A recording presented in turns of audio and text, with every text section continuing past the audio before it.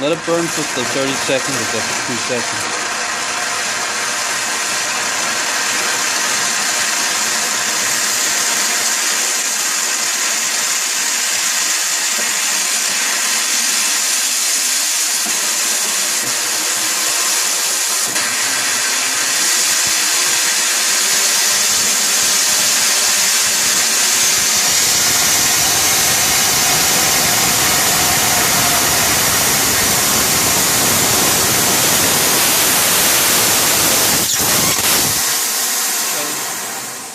Shut it down.